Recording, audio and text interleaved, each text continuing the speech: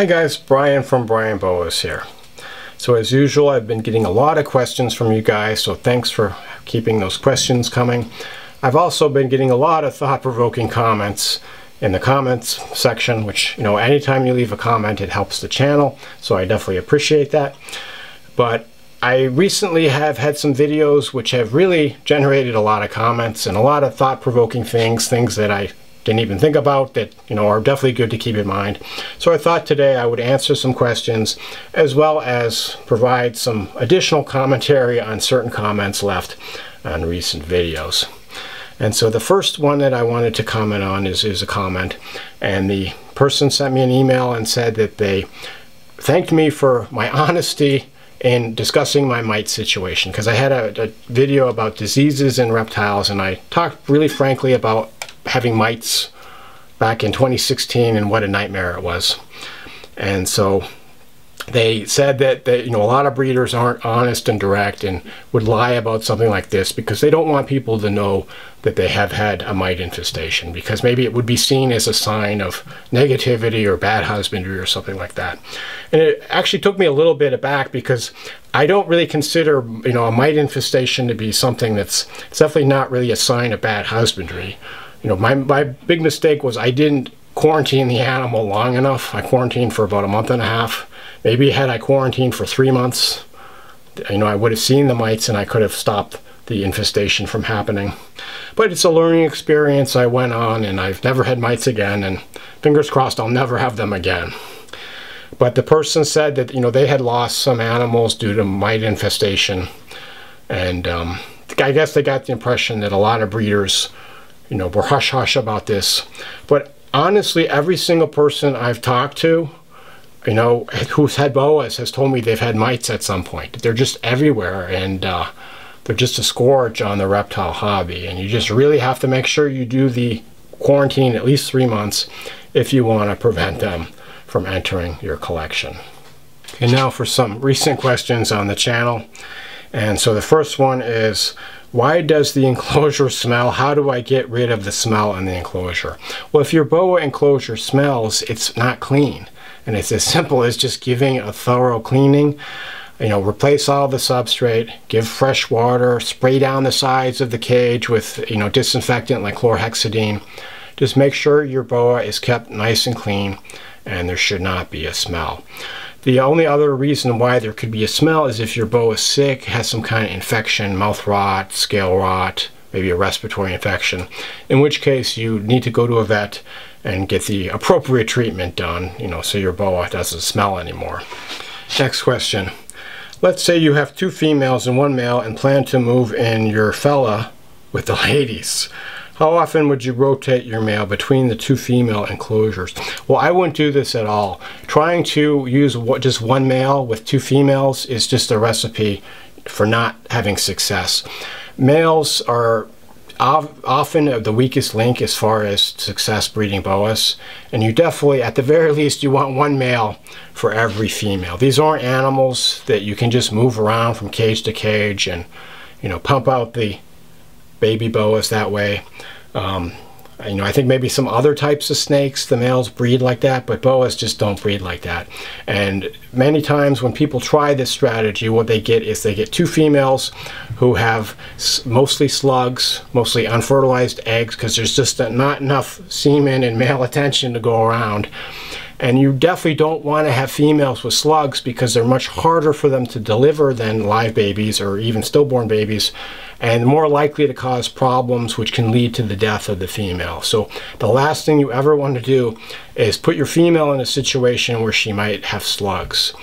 So typically if you have a boa male that's doing some courtship, it might cause the female to ovulate, but then there's not enough sperm, good sperm to fertilize all of the eggs, and the female delivers slugs. So please don't set up, 1 male with more than 1 female.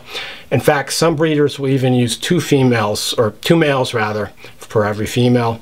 Either they put both males in at the same time, which sometimes they'll compete to try to mate with the female, or they'll use them sequentially. Maybe a male will be in there for a month and they swap out with another male. But again, please don't use a male on 2 females, because it's just not a recipe for success breeding boas. Some people have done it. You know, I know there are cases of these super stud males, but most of them are just not like that. Okay, next question. How safe is it to handle a boa in below ideal humidity? I don't mean in the enclosure. I'm planning on creating an automatically climate-controlled enclosure with the optimal humidity. I generally keep a house humidity of 45 to 55%. Anything higher, I have respiratory problems. So the person wants to know if they take their boa out from their more humid enclosure to the less humid house, how much of an issue is this? So this really is not something you should worry about at all. I mean, you're talking about taking your boa out at most for a couple hours a day. That difference in humidity is going to have no effect at all, provided that there's sufficient humidity within the enclosure. In fact, some people will even keep their enclosure humidity around that range. Humidity is something that, unless you have an issue, you typically don't really worry about that much. You know, if your snake is having shedding issues, that's likely due to, you know, humidity that's too low, or if it's having respiratory problems, the humidity could be inappropriate. But if a snake is behaving healthy and shedding and eating and doing all that, typically your humidity is not something to worry about. There's also different humidity needs for different types of boas. Obviously, a boa like a Tarahumara boa that comes from a more desert environment will need lower humidity than one from a tropical environment like a true red tail from the Amazon rainforest. But as far as subjecting your boa to slightly non-ideal conditions environmentally for, you know, a few minutes to an hour or two, it's just not going to have any impact on your boa, and it's not something that you should worry about when you're handling it. So I had quite a few comments about a video I did recently about the reptile market and how it's cooled off. And, you know, this is just an example of one. I cannot overstate that not everyone has to breed everything they own. Sellers don't help pushing for one male, one female sales. It's okay to have just pets. And, you know, this is an attitude I completely agree with. I think that there's definitely too much emphasis in the reptile hobby on breeding, and very few people should be thinking about breeding the animals. It's kind of like with dogs and cats. I mean, how many people get a dog as a pet and say, yeah, I want to go breed it? It just doesn't make sense. And the same thing with breeding reptiles. For most people, it really doesn't make sense. And then another person comments, BPs, as in ball pythons, suck. I'm tired of seeing them at the shows. The animals themselves are cool, but the market's way oversaturated. And I haven't been to a reptile show lately. Last time was in 2016, where I got my mite infestation from. But even back then, it was nothing but ball pythons and maybe a few geckos, but very few boas. People just are drawn to ball pythons. You know, they're a very convenient animal to keep. They have a lot of morphs. They're relatively easy to breed. And so the market became oversaturated. A lot of people got into ball pythons thinking they were going to make a fortune. It was almost like the Beanie Baby hype and hysteria back in the 90s. People thought they were going to make a fortune with Beanie Babies, and it all turned out to be a bust. But ball pythons that were available, you know, 20 years ago for tens of thousands of dollars can now be got for a couple $100. And the market has just completely crashed. And the thing is, these are living things. They're cool animals. I mean, I'm not into ball pythons myself, and you know, I know a lot of people have a negative view of them, but they're a cool reptile, and for a lot of people, they're a cool pet. You know, and it's just really sad to see these animals have been so devalued and just been turned into a commodity when they're living things that have, you know, specific requirements to keep them. And you know, this is all a result of too many people breeding them without really thinking about the consequences. There were also a lot of comments on a recent video I did about people spending too much money on certain things, and about how the economy is doing really poorly despite all of the hype you hear on the news. And someone commented that they tried to buy some of the tubs for a rack system, and the shipping cost was more than the 7 tubs. And so they said, no thank you. You know, they're not going to pay more for the shipping than it actually costs for the plastic tubs. And then another person commented, they're in the shipping industry, everyone's really struggling. You know, there's all kinds of economic issues in this country due to the state of the government that possibly could threaten the collapse of the United States itself. And they went into this very long, drawn out, comment that you could go read on the comments if you so are inclined. But, I definitely agree about the shipping price. This is something that people don't talk about a lot. But, it's one thing for reptiles to be expensive, and the prices have actually come down lately on reptiles. But the shipping is just going through the roof. I mean, it's now costing me $90 to ship a baby boa, just in a typical 9 by 12 by 6 inch, styrofoam lined box, which, weighs about 2 pounds. And, just a few years ago, it was costing around $40, around 5-6 years ago. It's just crazy how expensive it's gotten. And the thing is that we need the shipping, okay? If there's not shipping, then, the reptile market is going to be cut off, because it's largely people buying online and, buying from breeders that they've never met in person. And that's just how it has to be for a number of reasons. But unfortunately, the only really easily available shipping is by FedEx. You can't ship by UPS or by US mail. And all FedEx has to do is say, I don't want to ship reptiles anymore. And a lot of us are basically screwed. So they are increasing the price. Part of it is because of fuel costs and because of the cost of everything else. And they have to pay their workers more. So, shipping continues to go up. We're going to get to the point where it's pretty typical that your shipping is going to cost more than your reptile that you buy. And that's a huge problem. It's already the case for many of the less expensive reptiles that people start off with. I mean, if you're buying a $1,000 boa, you don't mind paying an extra $100 for shipping. But if you're buying a $50 corn snake or ball python, you probably don't want to pay twice the cost of the snake for the shipping. And most of the people buying these animals are just kids that are just getting started. So if they can't afford the shipping, that means they're not going to get into the reptile hobby. And then, we're just one generation away from it going extinct. So it's really something to be concerned about, these crazy high shipping prices as a result of the bad economy. Okay, next comment. This was in response to, I was talking about different types of reptile buyers.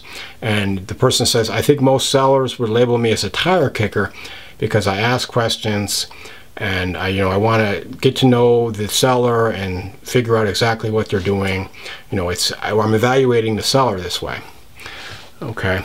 And, I think that's great. I think people definitely should be asking more questions of the seller. At very least, you should know exactly the type of boa you're getting, the type of morph or locality, or even if there is no morph or locality, the seller should be 100% honest and upfront with you. This is a pet store boa. There's nothing wrong with that. The reason why sometimes these tire kicker transactions put me off is because people just suddenly ghost me. And I don't mind answering people's questions. I don't mind sending extra pictures. I go out of my way to give people the information they want. I'll talk on the phone.